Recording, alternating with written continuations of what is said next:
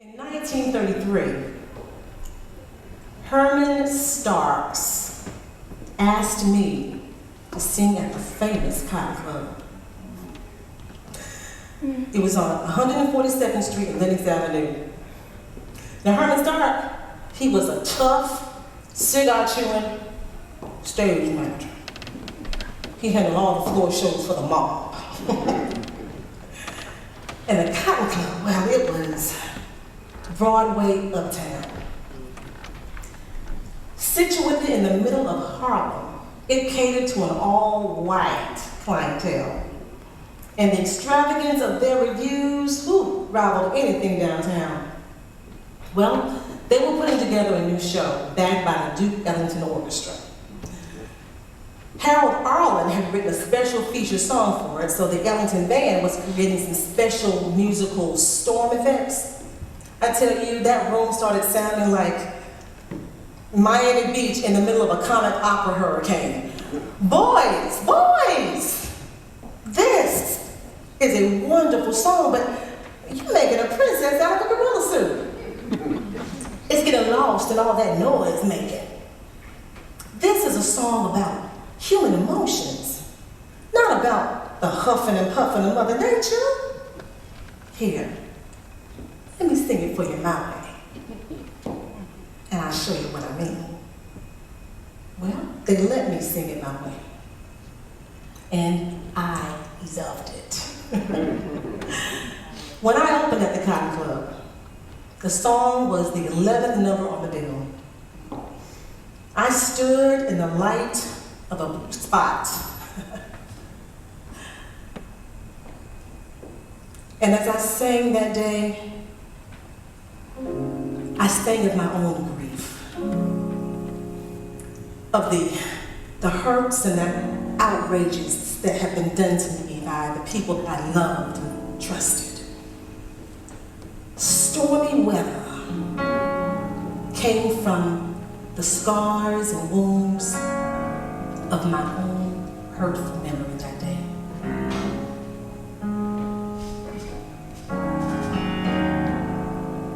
Don't know why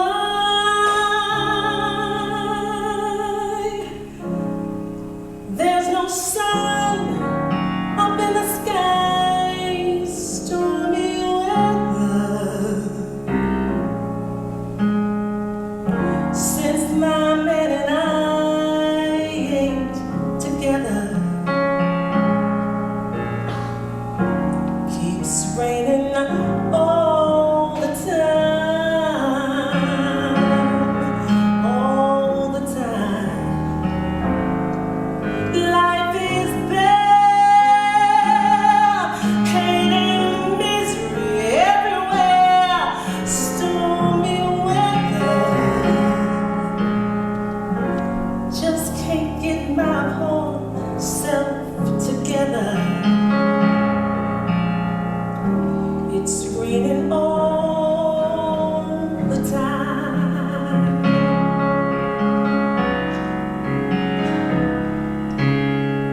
When he went away, the blues walked in and met me. If he stays away, oh, rocking chair's gonna get me.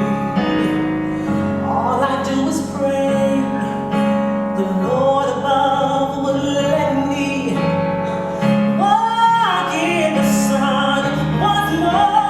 I can't go.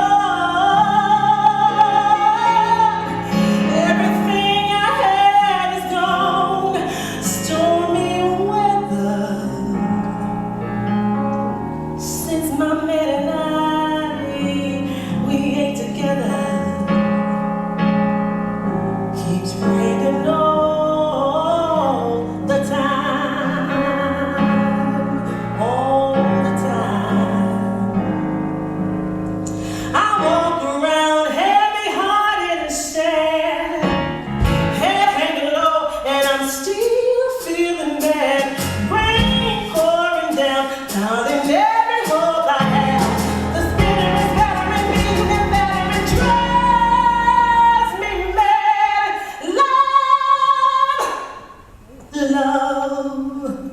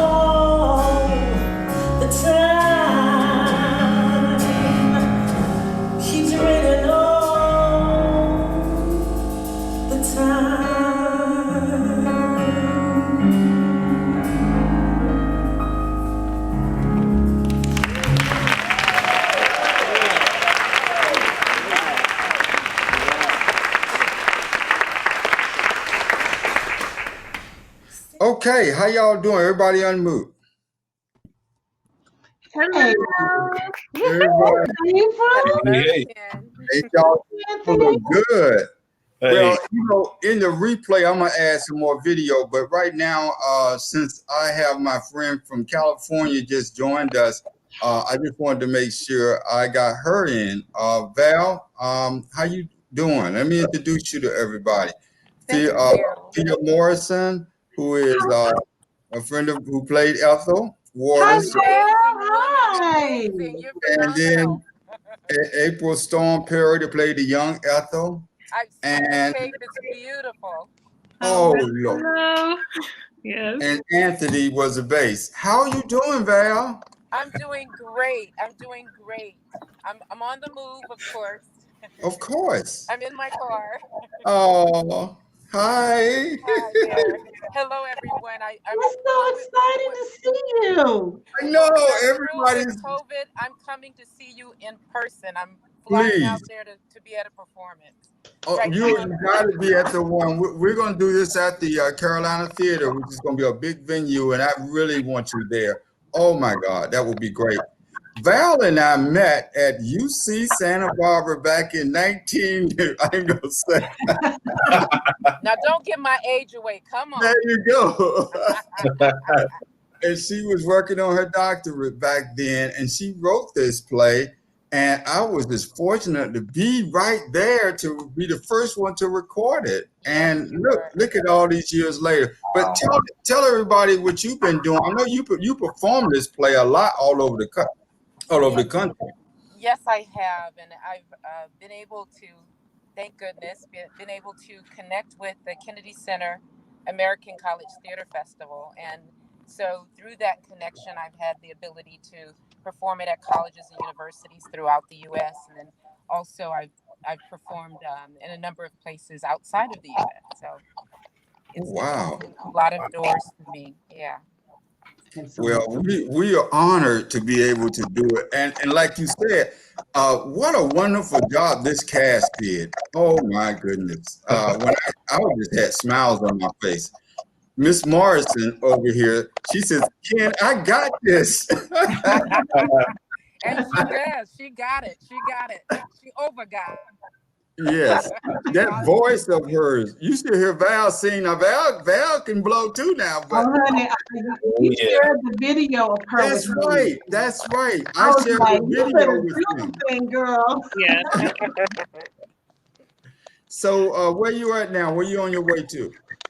I'm meeting with one of my editors. I have I have a book coming out next year, and then I have a couple of plays that I'm working on.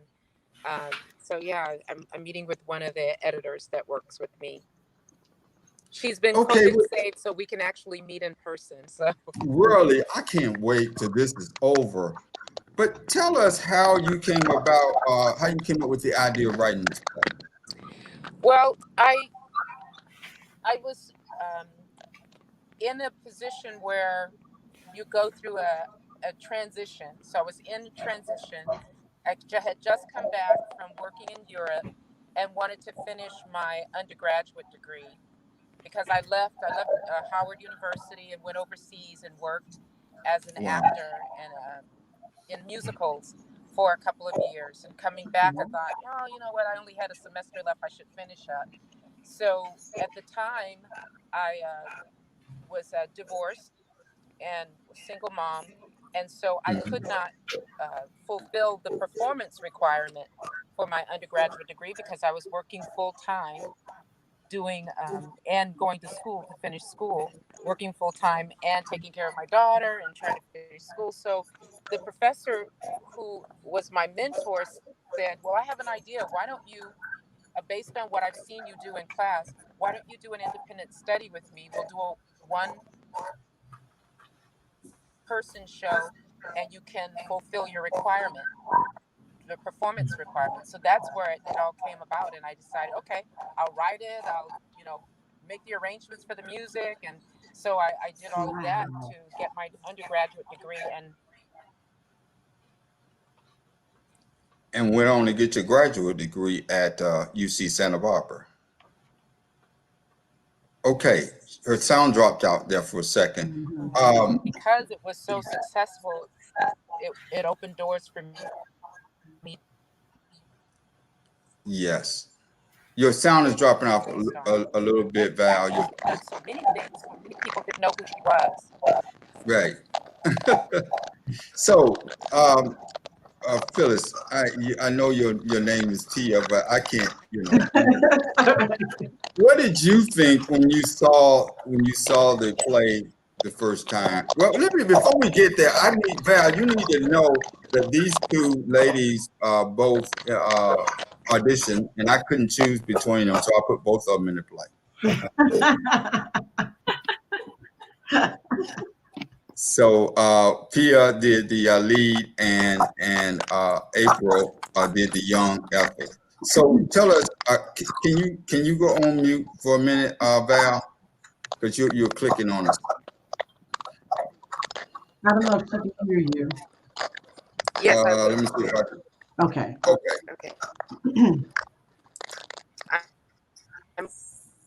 Okay. So when you first heard the soundtrack, what did you think, Phyllis? I thought it was amazing. I was excited, first of all, from the aspect of being able to do the acting, because as you know, acting is relatively new for me. So I was excited that I was selected to act the part of Ethel Waters, but I was doubly excited because I was doing the best of both worlds. I was not only going to be able to act, but I was going to be able to do what my first love is, which is singing. So it's like, man, this is just amazing. And the music is just, just awesome. I was excited to work with the musicians when I had the opportunity to meet them and heard the music coming together. It just bolstered my excitement all the more. And it's like, I can't wait to get on stage and perform.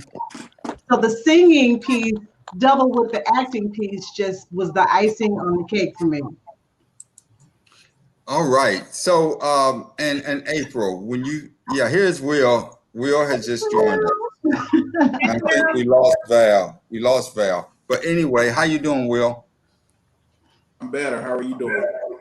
Good. I know you've been going through the COVID, and I'm so pleased that you're getting better. And so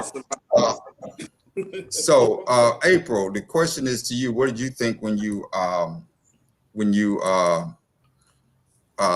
saw the video and wanted to be in this play? I was excited because I had moved from New York, and it took a little bit for me to get acclimated in North Carolina, and I felt like I had took a break for a little while as far as performing. So honestly, like I've done a lot of like commercial acting and things like that, but I would say that theater is the most gratifying acting because it's so in the moment and it's kind of like continuous, so I was really, really excited, and I'm gonna be honest, I was intimidated. I was like, no, this is a big show. Like, so, to be honest, when I found out that there were going to be two Ethels, I was almost a little relieved because I was like, I was working 2 jobs bartending. The thing that was really coincidental for me was one of the places that I was bartending was a jazz club. And I had been disconnected from singing at all in a while. So before the audition, I was working at this jazz club, and they would have musicians that would come and perform. And the place that I was working, sometimes during the nights that I was working, it was just like not that many people in there. So it was the band that let me sing with them. So I just got on and I started singing "Summertime," and then the audition came up. So it was just the way that things kind of like worked out. And I remember being like, a little intimidated, very excited. And then when I found out that it was going to be 2 of us, it was great because I remember going over to your house and meeting Pia and you for the first time, or meeting you for the second time, kind of like in person. And it was just all good vibes. So I knew that, like, I'm always up for a challenge. So I'm like, you know, whatever it is, I just try to stay as open as possible. And it just, from that first meeting, I was like, okay, I don't know what's going to happen, but I know it's going to be good. And I just trusted the process. So, and then obviously after watching the original piece, I was like, first of all, just trying to figure out how someone could even write all of that and put it all together and do all the arranging and the singing. And it was just amazing. So it was an absolute pleasure. So if you, yeah, thank you. So Will, when you got the music, what did you think? Because you kind of like the music director of this piece, and all these songs and the rehearsals, and just tell us a little bit about your approach to it, Ethel. So with the group, what's up, Anthony? With the group, we tried to find like some things that the pieces had in common, to try to find the patterns of the songs. It was a challenge when we first got the music because, oh my God, there's so many songs, and we don't have that much time to get all of these songs right. But Right. after a while, you start to notice some of the patterns, and it just took us, after we met the first time, to go out on our own and figure out the music for ourselves. For me, I had to listen to it every day, nonstop, in order to get the music in my head. I had never really listened to Ethel Waters like that until getting with music. Once I got her, I really fell in love with her, and I can't tell you the many times that I've watched Supper Time, her rendition that Diana Ross introduces her. Yes. I just sat in my living room crying. I know. I see it. So, I really fell in love with Ethel Waters. Yeah. Yeah, and Val did some different arrangement. I'm gonna come to that in a second, Val. But Anthony, we use your studio to do the rehearsals, and you're the youngest member of the group. I think I think you're younger than Serena. So, what did you think when you got a hold of this music?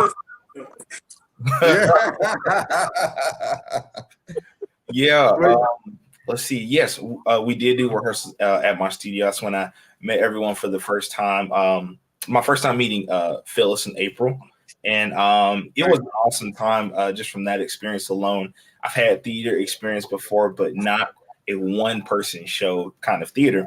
And just to see how the music and how all the parts were going to be put together was what I was anticipating on. That around the time when we all met at my studio, we received the script, saw how long it was, and we were writing in our cues and things like that. And I was just like, man, I'm not sure. I don't know. But I remember we were just trying to figure out the music, because the music was the one thing that was that's the one where we were like scratching our head at. We were like, okay, we're doing this but through all that, I just thought it was really amazing. This was my first jazz production that I got to be a part of.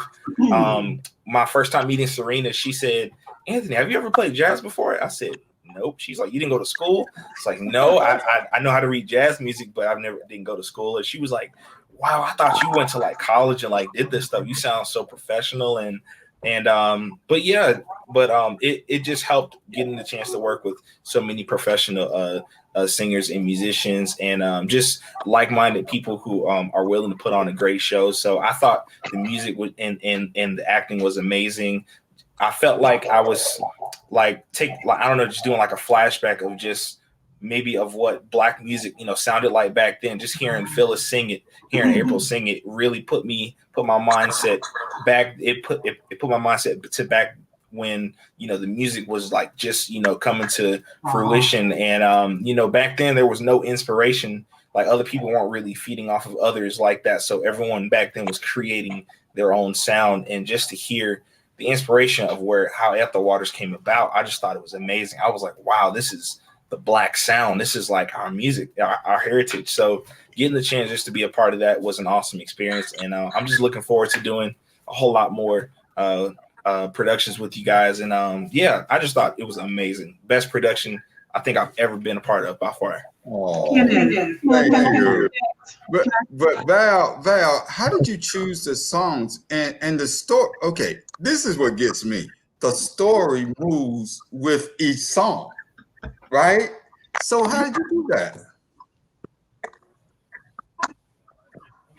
Val? Anyway, yeah, go Can ahead. you hear me now? She, yeah, Can you hear me now? Okay. What I yes, did was I listened to her entire lexicon. I listened to everything she had recorded. And um, as I put the story together, decided which songs would best reflect whatever moment, dramatic moment that was. And so that was the hardest part, is going through all of the music that she sang, because I mean she was prolific in uh, yes, what she sang, and she was she went across different genres. She was not only considered a blues woman, but she was also in the jazz genre, and she was also in pop music, and that would be the pop music of the day. So right, that's one of the things that was the most difficult part of putting the story together, is deciding, okay, but that's also a great song that should be in there too. So it was actually culling through the whole, list of what could actually go in there, and right. deciding. And so those are the songs that came to the fore. And then the other thing was what we could actually afford in terms of clearance. Right. That's Got always you. an Yeah, issue. because a lot of the music is copyright cleared, because it's so old. Mhm.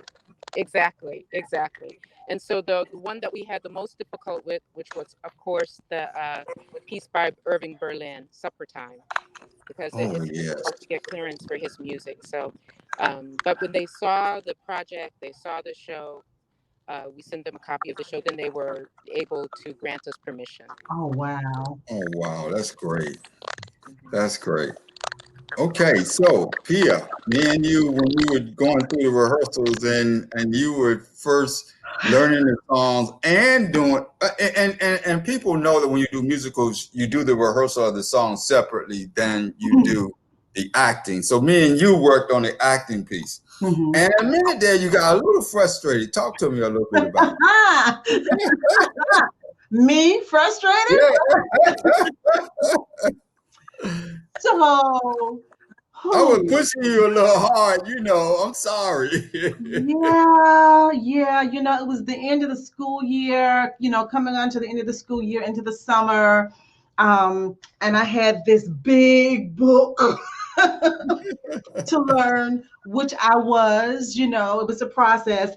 I think my frustration just came from, um, knowing that this task was ahead of me, and I felt that I was doing the best I could to give you what you wanted, but you were just like, oh, there's something out of me. I'm like, listen, man, I'm doing the best I can. And it's like, we have these late night rehearsals, and I'm tired Yep, and working all day long. yep. And you're like, I need more of this. I need more fire. I'm like, listen, man. I promise you're gonna get what you want. But right now, I'm gonna need you to leave me alone.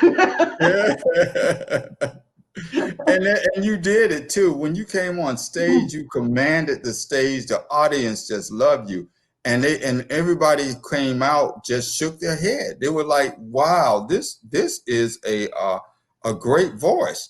And then they always talked about the band. They said the Yeah. band. Oh, the Let me band. You let me guys say came this. together. Let me say this. Anthony was talking about the rehearsals a little while ago.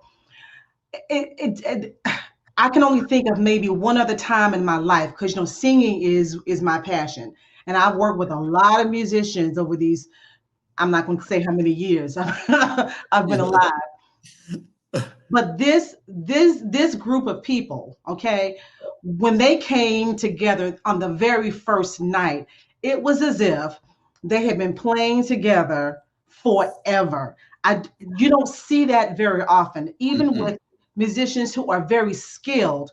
For them to come together the way they did on the very first rehearsal, and it just pop, everything was in sync. And Anthony was talking about how during Ethel's time, during the onset of jazz, black jazz here in America, when they were playing, they were creating. Well, Mhm. even though we had Val's renditions to listen to and to go by, the beautiful part was that these musicians were able to take Val's music, her arrangements, and still infuse themselves in it and give it Right. even more of a different kind of spin. I was just amazed. I could just sit there and listen to them, period, without singing a word. I was absolutely amazed. The play would not have been Right. it was had it not been for this group of musicians that you pulled together to work with us. Yeah, well, Oh my gosh. yes. And Serena on saxophone. Oh my goodness, that girl can play. And Will was cutting that boogie woogie on that keyboard. Will, how'd you get so comfortable with the music? You seem like it was, and you know me. I know you. You played church music, man. Come on. I absolutely love the band. Love Yes. you, love you, love you. Well, thank you. Will. And it definitely helped that I have the background of playing in church. And I come from one of those old country churches with the upright piano, and Right. the piano that you get splinters on every time you play. So the fact that you all built like a shell of a piano like what I used to play as a child just took me back to childhood and playing in church. And there was really something spiritual about this show. Even though it wasn't, I mean, there was some little hints of spirituality there, but Yeah. it was a jazz singer, and I was like, wow, I really feel the spirit right now. Yes. I feel like shouting, I feel like crying, I feel like, I feel the love. It was just so many nuances to grasp with this show. Well, you're an amazing musician, and you're playing. When I sing with you, because I've had the opportunity to sing with you on a few other occasions, you're playing the spirit that's in your music makes me want to sing. There's some people I've sung with, and it's like, okay, it's just the music. Right. But when you play, it makes me want to sing. It's like you can't do a half behind job of singing when you're playing. Oh, thank you. You just can't. Indeed, you got it, bro. And Val, what they're talking about is that we didn't have an upright piano. So what I did was I built a back for a piano, and he stuck his electric piano in front of, so nobody knew that it was. Man, God was working on this show. God was working all in this show. Everything we did, it just came to fruition. Really did. I have to go, but I wanted to just say thank you so much for the beautiful work that you've done. I'm here with my editor, so I have to go now. But thank you, Ken. I will always be grateful. And thank you for the artistry that you all have brought to the voice. And one of the things I'm continuing to work for is to get her her star on the Hollywood Walk. So I'm still, she doesn't have a star. So that's what I'm continuing to work for Ethel. But thank you so much. Again, I'm so eternally grateful. God bless you all. God bless you too. Thank you. Good to talk to you after all these years. So, bye, Val. Bye. I'll see you in person soon. Okay, we will. And tell Frank I said hi too. I will. Okay. All right. So, the name of the play is Sweet Mama Stringbean, The Life and Times of Ethel Waters. And one of the most arousing numbers is when you come out, Pia, and you say, I want everybody to get up. And old folk, they like, what are you talking about? No. And then y'all start playing Shake That Thing. All right, well, you know what? Now's the time for you all to help me out. I need everybody in the audience, that's you, and you, to stand up, because you're going to help me with this next number. We're going to shake that thing. Come on, man.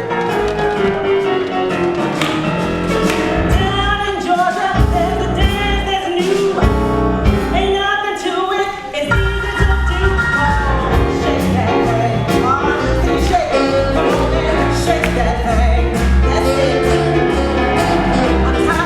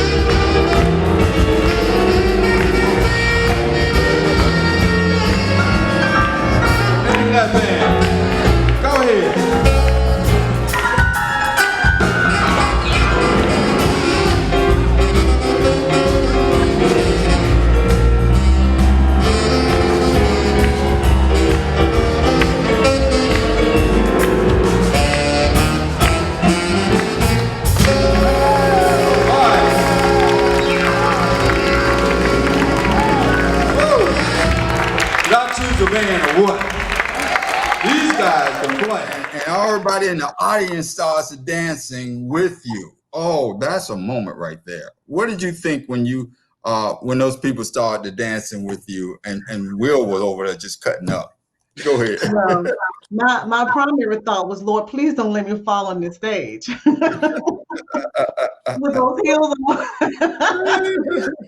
So every night was the prayer, but it was just fun. That was one of the fun moments, right, in that production. And as a singer, like when I do concerts, you're there to entertain, but there's also an element in there where you want to, if you can, to get audience participation. You want to get them involved in it. To be able to do that was absolutely amazing. I didn't have to pull teeth. I think what happens is when you engage the audience from the jump, okay, by the time you build to that moment, they are ready. They are in the story. I can't tell you the number of nights when we did the play, during various scenes, I would be talking and saying things, and I would hear them like in church. They would be like, "Oh my gosh, oh Lord, what?" Yes. It was like they were there, they were listening, they were in it. So by the time we got ready to shake our thing, they were ready. They were right. They were. and we didn't help you with wardrobe. You picked the best, costume for that. I didn't have anything to do with that. It's all you. I think you chose most all your costumes, didn't you? I had help from Pam. Oh yes, Pam. Yeah. She did. She helped your from Sarah. My Sarah. She helped tremendously. But yes, for that particular one, I did select it, but I knew with her guidance what I was looking for. We're trying to stay within the period, within the scene of what she was doing, and the style of music and the club atmosphere that she was participating in at that time. So yeah, and who else was shaking on that stage was Miss April Storm Perry. A lot of people love your shaking when this was what act? It's in the second act, isn't it? When you get up and you start. No, it was in the first act, kind of in the beginning when she was coming out for the first time. And nobody choreographed that for you. Talk to us about what you felt to get into that scene.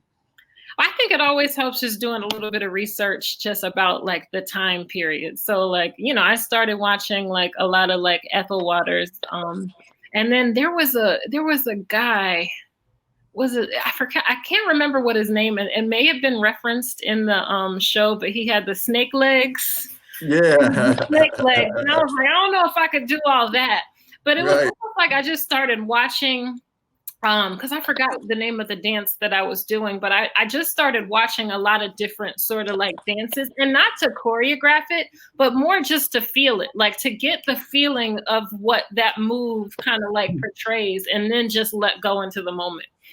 And it was a lot of fun. I mean, obviously trying to do, dance that like that in heels. I was thinking the same thing, like, let me not bust my bum, because this won't be good. But if I did, then that would have been Ethel busting her bum for the first time, and getting back up and shaking. And it was fun, because I think it was about really connecting to the spirit of, especially of young Ethel.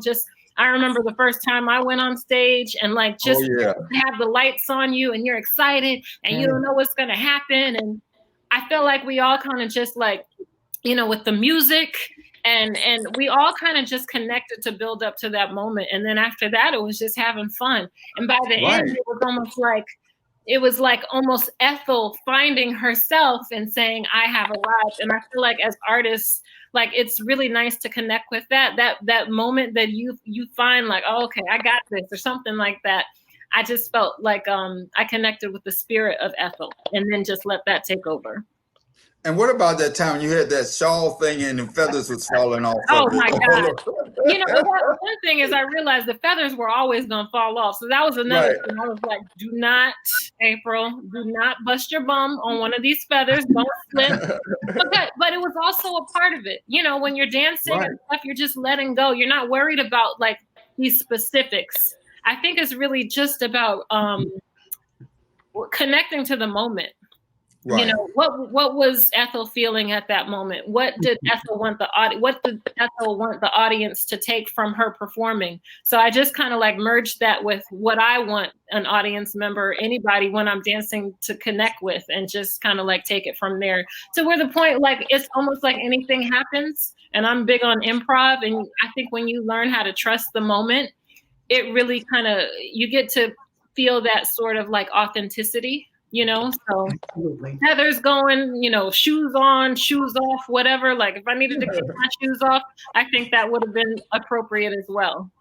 But you know, just even when you, Peter, when you were doing Shake That Thing, I would be in the, you know, first of all, backstage with some of these outfit changes, I was helping her get that. We had like a whole little system. But then, you know, once she got on stage, I'm in the background bopping too, you know?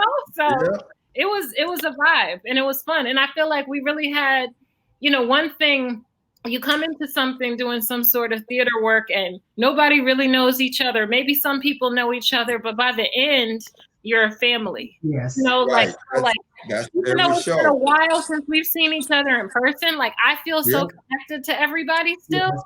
So, you know, I think that also played a big part in just like the overall energy of the show. Oh yeah. And speaking of improv, I'm coming to you in a minute, Will. But Anthony, how do y'all know in some of the songs y'all stop playing and then Will would play and then sometimes y'all would come in? How did y'all do that improv thing like that? Actually, I don't know. I think it's just experience. I don't know. It's a lot of improv, I guess, in church.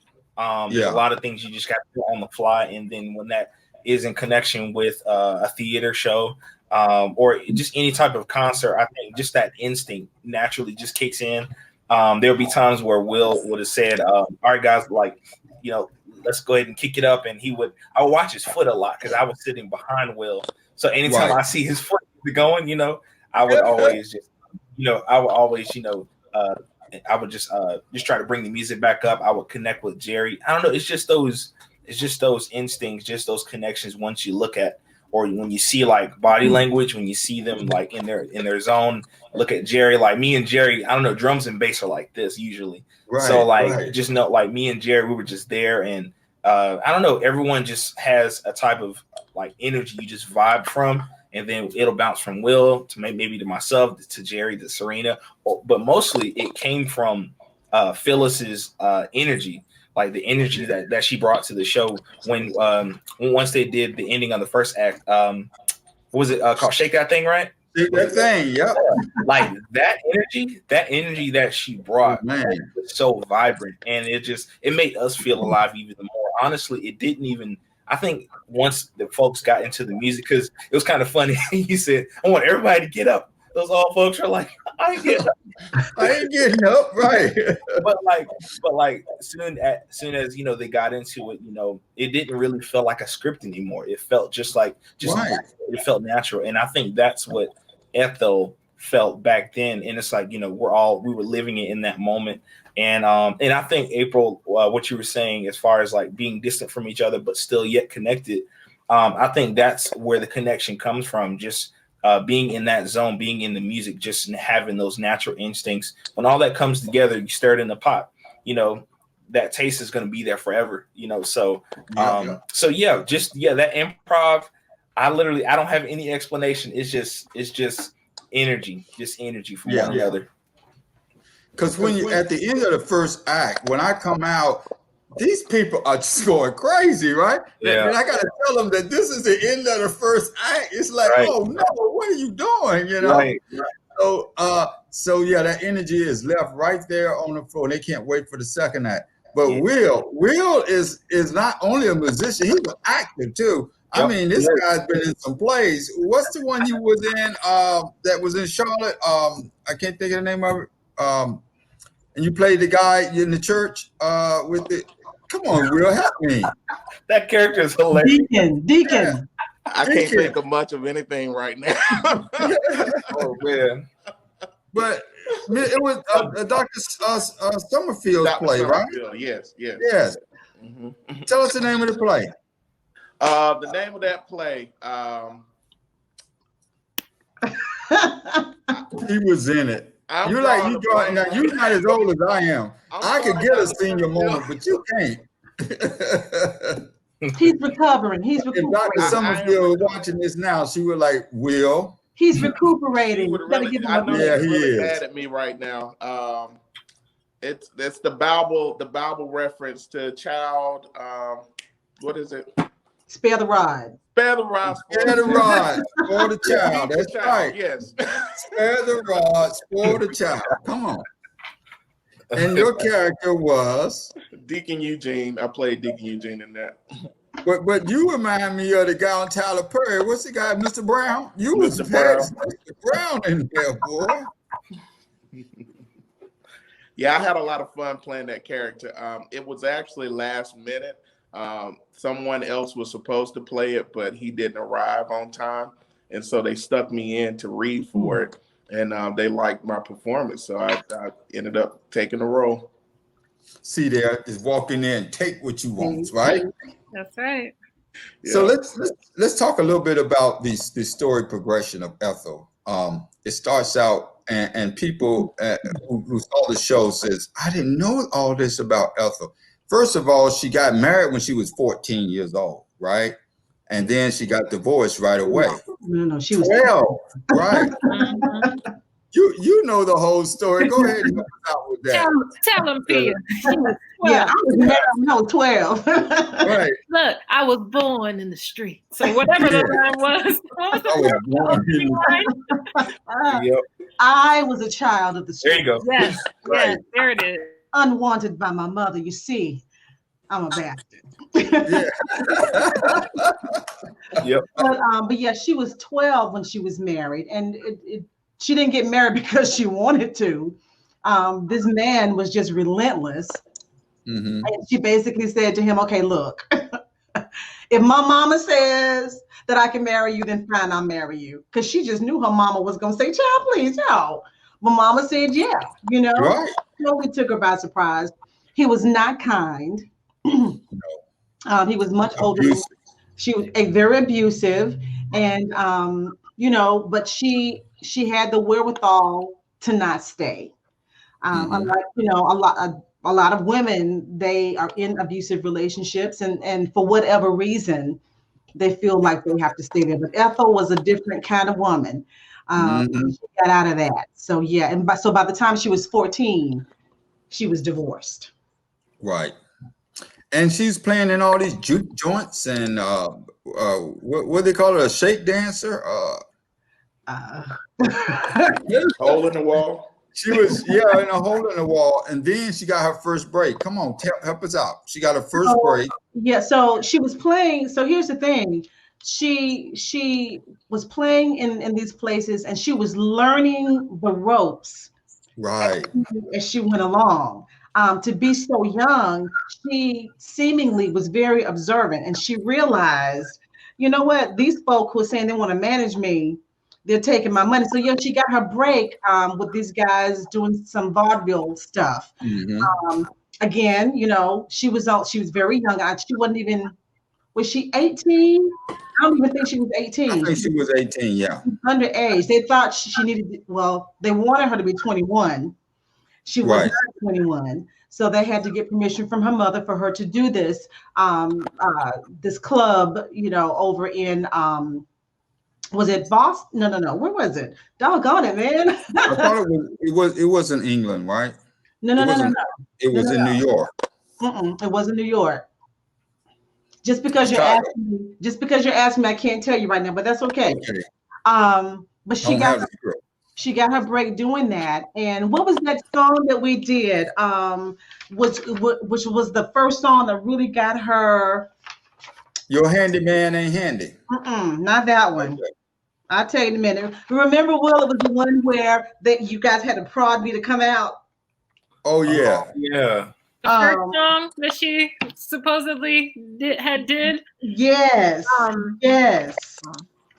What was that song? I'm trying to look through the script right now. Oh, okay. He did I the got it. dun, dun, dun, I dun, hate dun, to dun. see Yeah. Yes. the sun go down. Right. So Yeah. that's one. And Give us a few bars of that.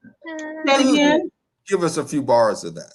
I hate to see the evening sun go down, 'cause my man, he done left me in this town, feeling tomorrow. Yeah, that's what it was. Yeah.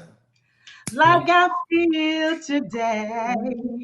Lord, if I'm feeling tomorrow, like I feel today, I'm gonna pack my grip. That's a suitcase. Uh-huh.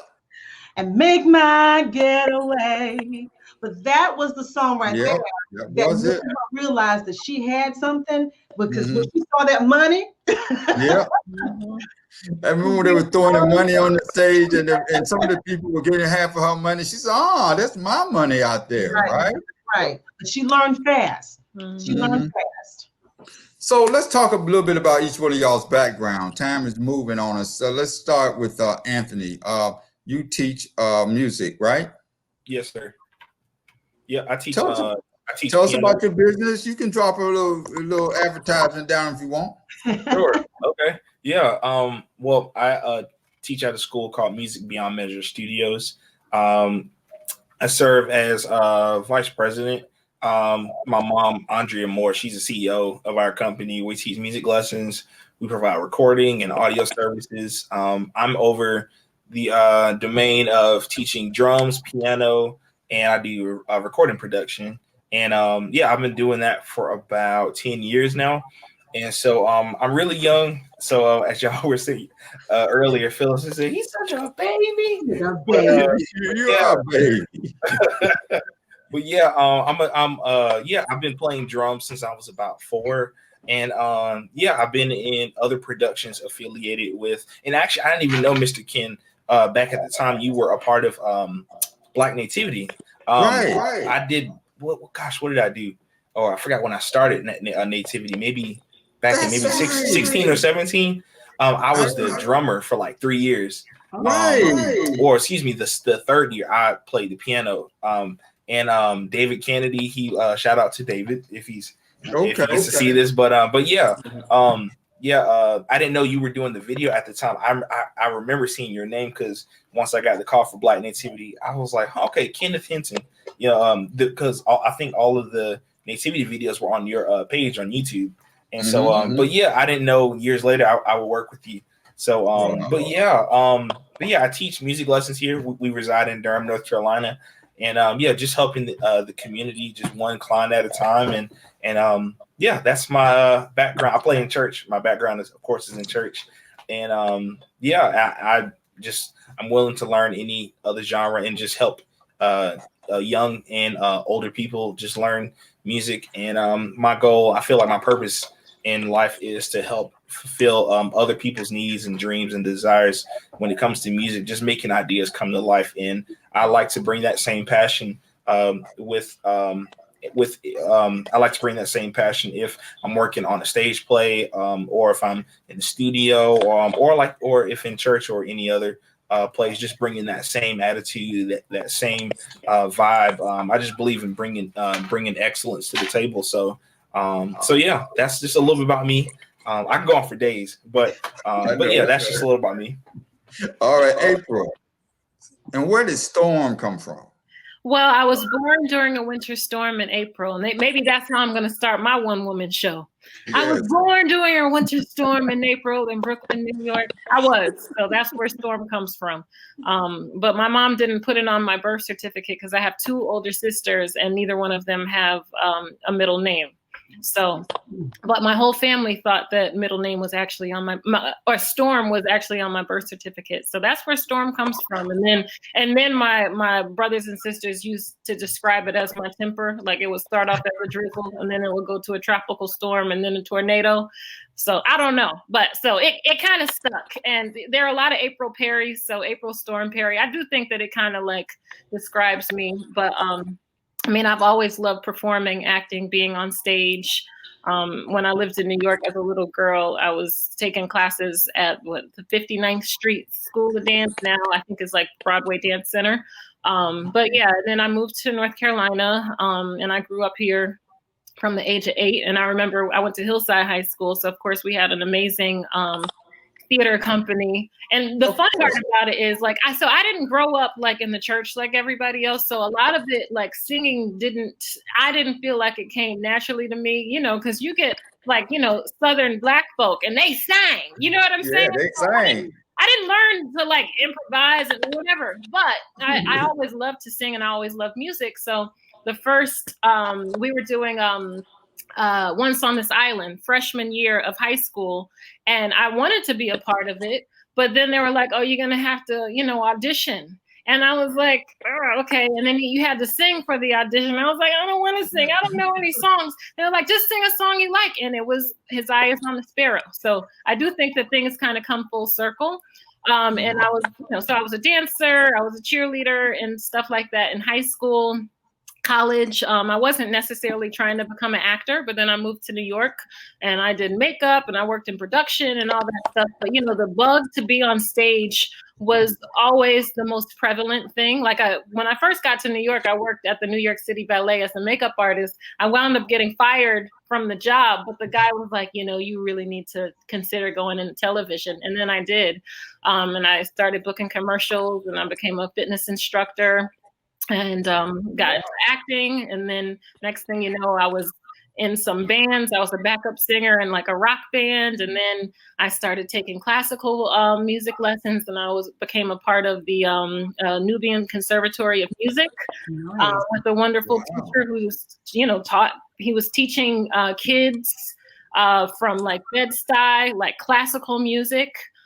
You know, singing, playing piano, different instruments and all that stuff. And because it was affordable, it really allowed me to really explore that part of my voice. And then became a part of their choir. And I just continued to just perform in any aspect. So I never really put any limits on what I could do because like when I moved to New York, and I always knew I was moving back to New York, I just kind of like the world was my oyster and I just explored everything. And then I started teaching. So I also teach kids. I taught improvisational acting to kids in juvenile detention centers and jail in New York. And then I got into stand-up comedy and moving here, I just kind of picked up where I left off. So, you know, I feel like I anything performance related, I'm down for. All right. I'm working on my one-woman show now. So okay, I want to direct it. Yes. Stay on the lookout for that. I got a lot to say. All right. Will, you and I met at Baptist Grove Church. Yes, tell us about your background and what you're doing now. So my background, I started performing as a child in different plays and stuff. And when I was in the 12th grade, I started doing comedy.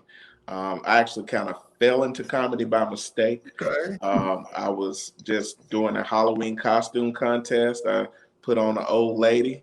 Because at the time, Ricky Smiley, he was one of my favorites with his grandma character. And at that time, we didn't have cable or anything. So I would only hear the tapes of him doing his grandma act. And I said, well, let me put a face to it. And I did that and went to school and won the Halloween costume contest. And someone stole my prize that night, which was $50. My $50 prize. And I was really upset about it. I said, I'll never do this again. I was really down in the dumps about it. But my mom, she was like, well, can you please do it for our family reunion? So I took a newspaper and I went out with the grandma and just read from the newspaper, and they thought it was funny. I had another unfortunate event happen that night because the lipstick my cousin gave me was permanent. So, so I was in the bathroom scrubbing my face, and that, you know, broke out in a rash because of this. And I said, I'll never do this again. I'll never do this act again. Then I came to Durham, and I met Grover Wilson and his wife, Audrey Wilson. Oh, you know Grover. All right. I do. He was my mentor in college. And she said, you got to do this for our family reunion. John Piquet, her brother, she said, he's going to be there. It'll be great exposure for you. You got to do the act. And I was like, oh, Lord, here we go. So I picked up the newspaper. I picked up the wig, and I did their family reunion. And the rest was history. I started getting booked as a professional comedian. And I'm like, what is this? But I had the opportunity during that span for about 14 years to open up for Natalie Cole, Sensational Nightingales, Albertina Walker, not Albertina Walker. What's the other caravan singer? Oh my gosh, I forget. Anyway, Dorothy Norwood, the Tuskegee Airmen. I did a lot of stuff during that time, and it really grew me as an artist, and I'm very thankful for those experiences. Of course, I played in church. I've been playing in church since I was 9. So I really like that, and that you know, just playing music in general. Now I play for Constance Prince, who is a soul singer in the area. I do open mic every week, and that's really grown me as well. My next venture is going back to school, and I won't say what it is, but it's going to tie everything together that I've ever done. So you all pray for me with that endeavor. We will. All right. And Fia, me and you met at Sister Act in Burlington. We did. And we've been working together ever since. We have. Go ahead. Yes. So Burlington was my very first jaunt into the acting world, and it was absolutely amazing. I am an educator by trade. I've been teaching about 20 years. Pray for me. Pray my strength in the Lord. But I have been singing all my life. I can't even begin to tell you when I started singing, but that is my first love. That is my passion. I also play the piano. I don't play anything like Will. I don't play anything like you. Don't ask me to, because I can't do it. But what I do, I do. And I started playing for church, Sunday school, when I was 9, 10 years old, and played for various choirs. But I did more singing than anything. Singing in weddings, singing for church programs, went to college, singing in the college choir. I took some voice training while I was in college. I love all genres of music. So it wasn't just, down home Southern gospel kind of singing. I love everything. I love folk music, classical music. I love rock music, you name it. If it's good, if it sounds good to me, I'm going to try to sing it. And I love country music. And so, just to be able to be introduced to acting in these later years of mine, and then to be able to combine the acting with the singing, it's the best of both worlds. Yep. Mm-hmm. And you did a show with Bulldog, and I came to see it. It was you did a phenomenal job as an actor. All them lines you had. Wow. You know what? Let me tell you something. God is he's amazing. And when he does things, he does things in a big way. From play number 1, Sister Act, up until Ethel, I have just gotten these lead roles. Again, I don't have experience. I didn't go to school to become an actress. I mean, you all say things in rehearsal. I'm like, what's that? Like, give it a beat, give it a what? I don't know this stuff, but I tell you what, when he opens doors, he opens doors. Yes, I he was do. given the lead role in Sister Act. I didn't go to even audition for it. Was given the lead role in Sister Act. Curve of Departure, which is what you're talking about with the Bulldog Theater. I was actually, someone actually sent me an email. I don't know how they knew me. I don't know whether they saw Sister Act or not, but I was asked to come and audition for that. I did, and I was given the lead role of Linda in Curve of Departure for that. And then Ethel rolls around, and I'm like, wow, I'm just grateful for every one of these opportunities. I am just beyond grateful, and I am amazed at what God continues to do in my life and the opportunities that He sends my way and the people that He allows me to connect with and to meet. You guys are fabulous, and Ken, you know you're my guy. All right. So listen, y'all. It's time for us to go, but I'm going to leave the audience with a little His Eyes on the Sparrow from the Burning Coal show with April and Pia. And so, guys, thank you for joining us tonight for Theater Talk Live. And I'm on the board over at the Carolina Theater, and that's what my next venture is. When we get back into the theater, we're going to book this over there. So better be ready for it. It's going to be a big, big thing, okay? And I want to thank Serena, who wasn't here, and Jerry for their work at the band. We couldn't have did it without them, and Val for writing this great script. So thank you guys, all of you. And thank you for this opportunity, Ken. Thank you. Yes. You're welcome. So I'm going. Thank you. Everybody go on mute. I sing because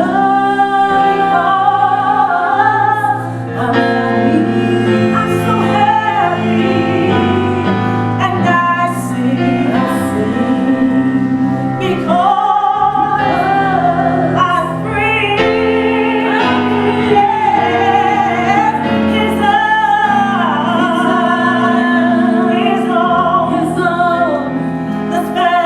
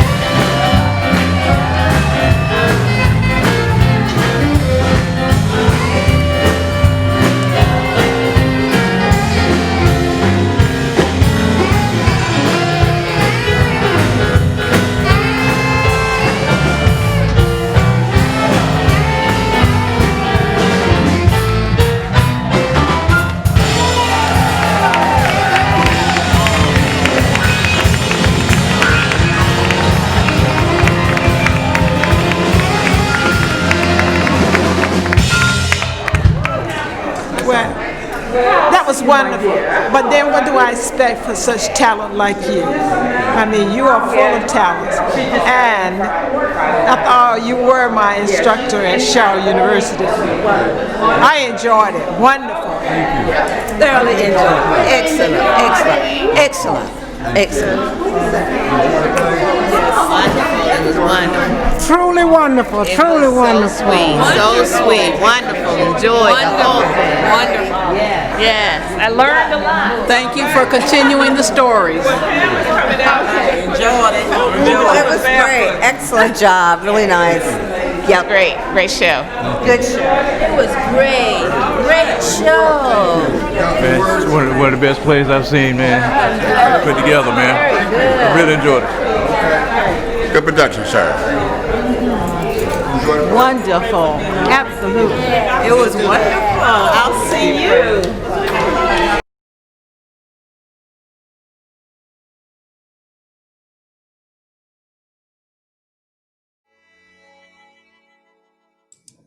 All right. See y'all later. Bye-bye. See you soon. Bye. Thank you.